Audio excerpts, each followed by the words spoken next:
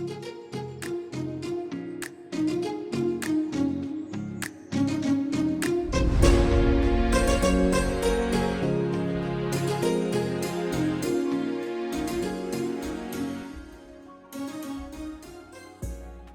back to my channel. My name is Praise, and sorry for the accent.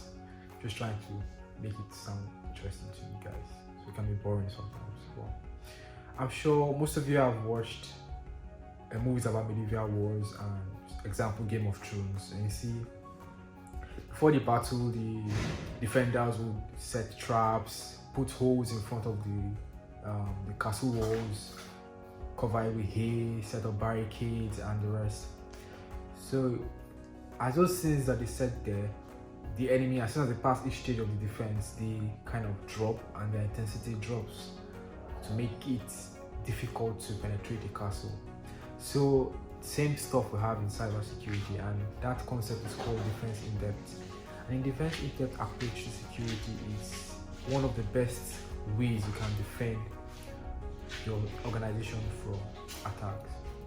Defense in depth is different from layered security in the sense that layered security is kind of doing the same thing, just making it a little bit different or harder, maybe applying different technologies that does the same thing. While in a defense in-depth approach, it does a whole range of things. It affects both the endpoints, the humans, the devices, and all of those kind of stuff. So let's take a little dive into defense in depth. Let's say you have your organization and you're trying to protect it using the defense in depth approach. You have a lot of strategies that you can put in place to do that. At the time I was reading or studying Microsoft Azure security, and we find that there are some policies and strategies that are there that helps you taking defense in depth approach to your security. You see, sometimes you have in some of the policies you give just enough time, just enough access to achieve their work. So let's say you have an employee that is employed as a contract staff to do a particular job for a particular set of time. You don't give that person immediate access other than the required. You don't give them privileges that they don't require to achieve their job. You just give them just enough access, just enough privileges, just enough time to achieve their objective. So in defense in-depth approach, you can say you have your firewall, you have your email server. An attacker is trying to send an email, malicious email to your computer, and you have your firewall. Firewall might not stop that kind of attack, because an email service is a legitimate service that is permitted in your organization.